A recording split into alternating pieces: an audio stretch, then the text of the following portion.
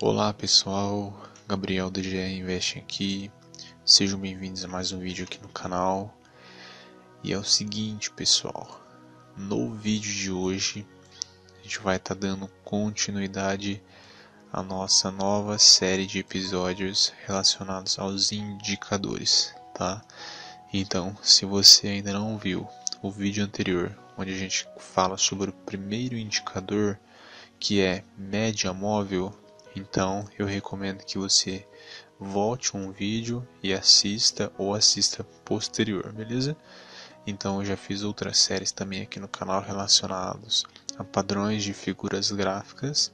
Agora a gente está trabalhando sobre indicadores, tá?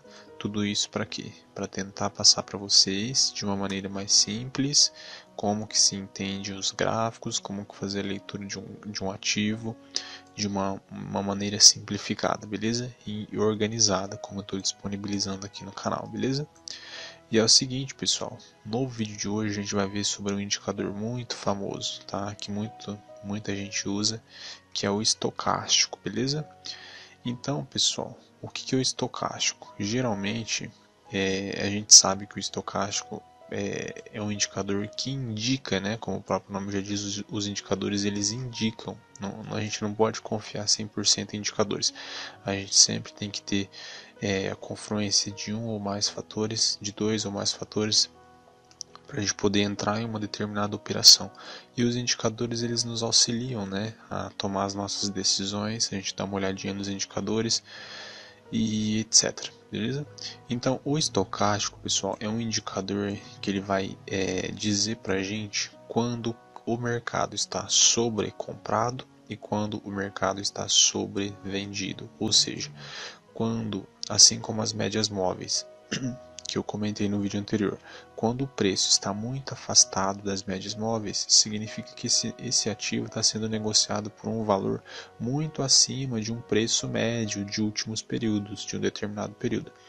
O estocástico, ele é basicamente, pessoal, para indicar quase a mesma coisa, só que em uma outra configuração. Por quê?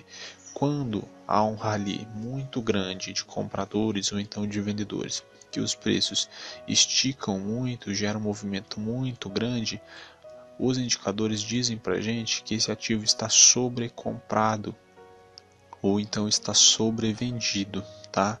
Que é o que? É que está chegando o momento da exaustão dos compradores ou então dos vendedores e esse ativo pode vir fazer uma correção ou uma reversão de tendência e assim por diante, beleza?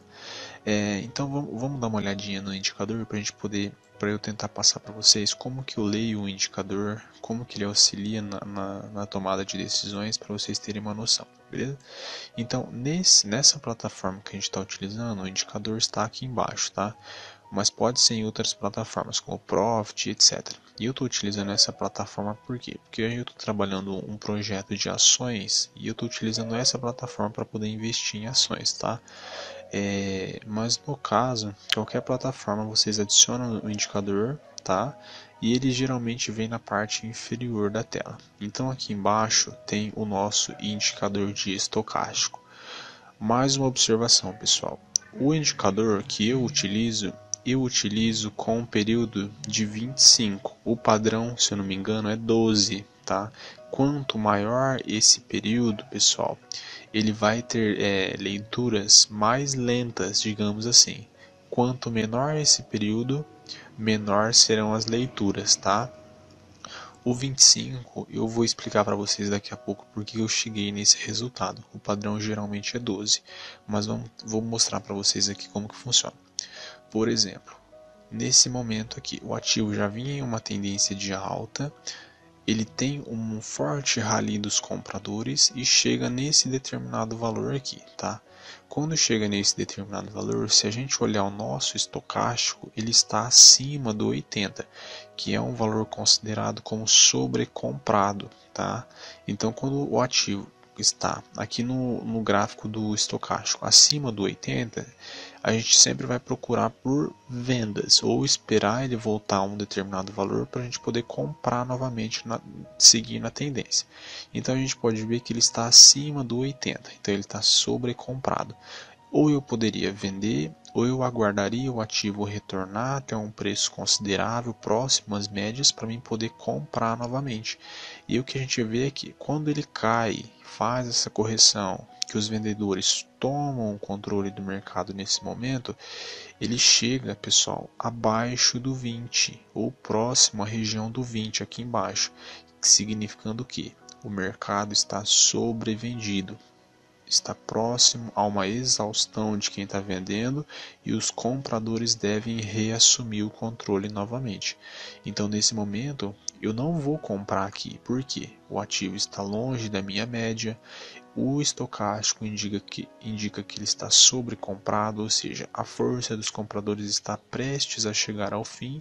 Eu aguardaria ele retornar próximo a essa região, próximo à média, próximo à região de 20, e aí sim eu tomaria a compra novamente. Esperaria por um sinal de um candle, esperaria, por exemplo, aqui.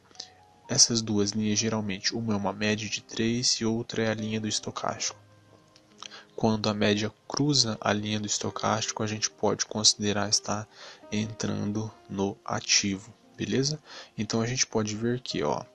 E mais uma observação, pessoal, quando ele começa a trabalhar muito acima do 80, não significa que a qualquer momento ele vai cair, significa que ele está em uma forte tendência de alta, beleza?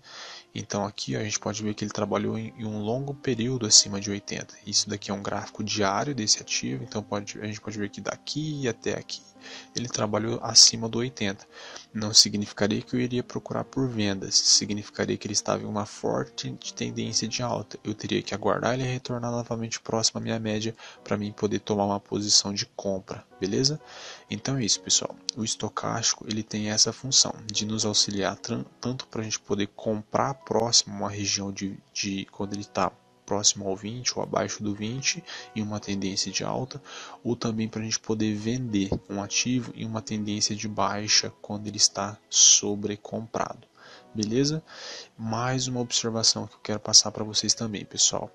É uma função que o estocástico tem que a gente pode notar que são as divergências. O que são divergências?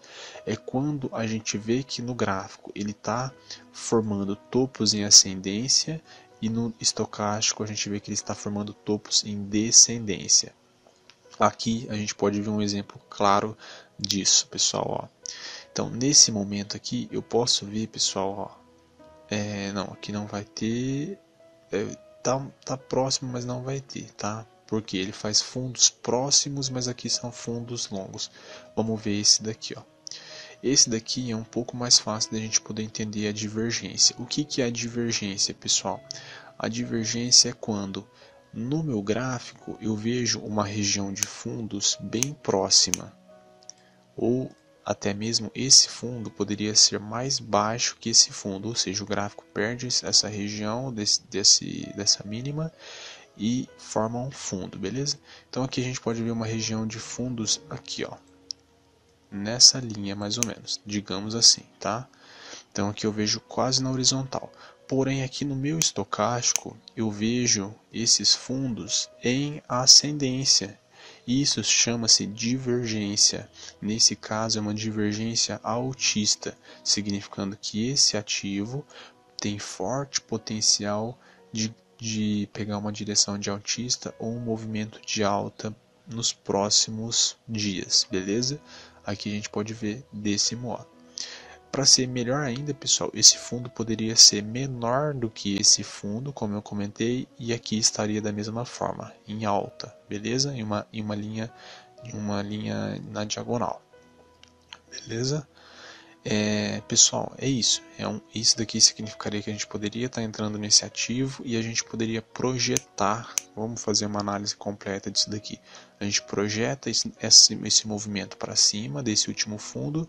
E a gente pode ver que ele vem no 161, faz o pullback e vai no 261. Então esse seria o nosso alvo se a gente tivesse entrado nesse momento, beleza? Então é isso, pessoal. O que eu tenho para passar para vocês é isso.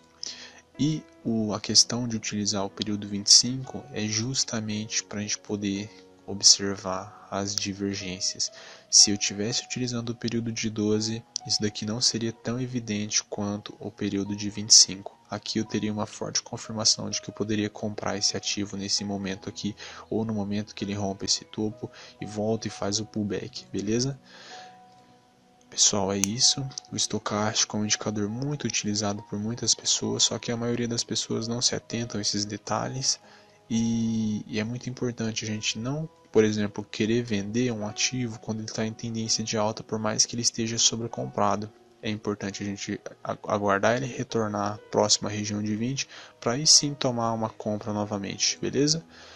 Pessoal, é isso. O vídeo acabou ficando um pouquinho extenso, mas eu espero que vocês tenham entendido a respeito desse indicador. Ele é muito interessante, tá?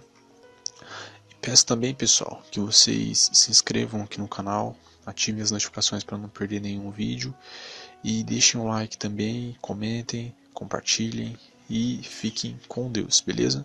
Um forte abraço, até o próximo vídeo, que Deus abençoe a vida de cada um de vocês.